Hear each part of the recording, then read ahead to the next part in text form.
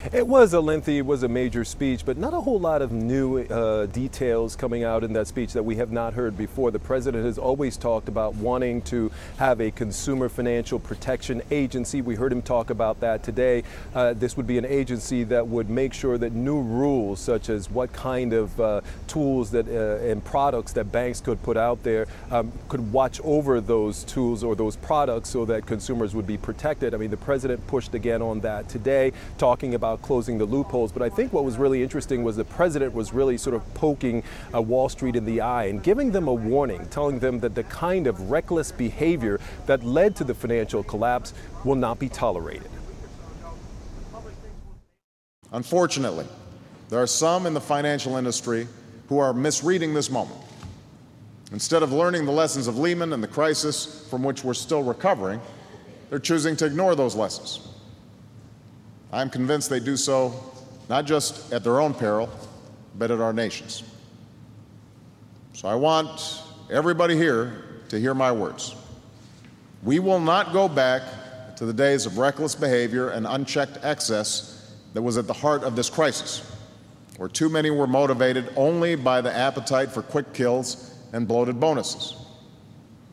Those on Wall Street cannot resume taking risks without regard for consequences and expect that next time American taxpayers will be there to break their fall.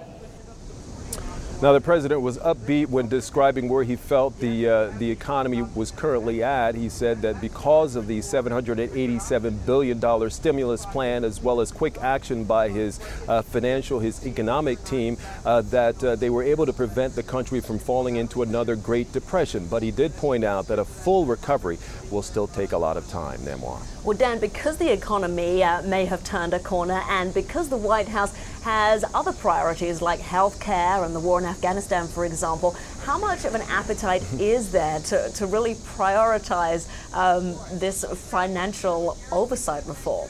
Right. Well, certainly a lot of critics will look at it and say, you know, because the White House is focused on so many other things, that it will be really thin by the time it gets to really trying to push for oversight on Wall Street. From the White House's perspective, these are all critical issues, whether it be, you know, health care, whether it be education, and some of these other issues that the president has tackled early in his administration. They think this is something that cannot wait, and the president really wants to push for more oversight so that, you know, what happened in the past will not happen again.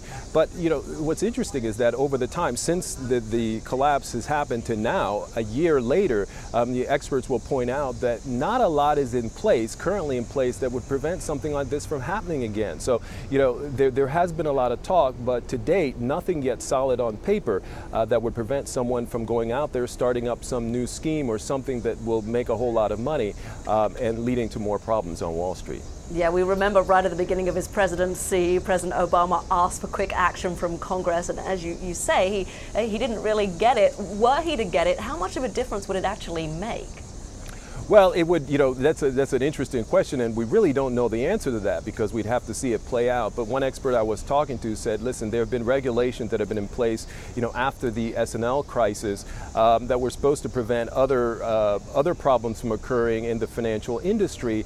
And clearly, you know, there was not a safeguard here. And this person pointing out that, listen, there are a lot of people out there who are greedy, who are looking to make a whole lot of money either for themselves or for their clients. And so when one door is shut, when a roadblock is put up, then they find other ways, other tools to, other schemes, if you will, to make money, and that usually is what leads to the trouble. So, you know, we can say that they can put things in place, oversight, transparency, that would prevent another crisis, but no one can really predict what would happen down the road when, as this expert pointed out, you have all new players coming into the ball game here, you know, younger people coming in who are looking to make a whole lot of money and will find a way to do that, and it could lead to more problems.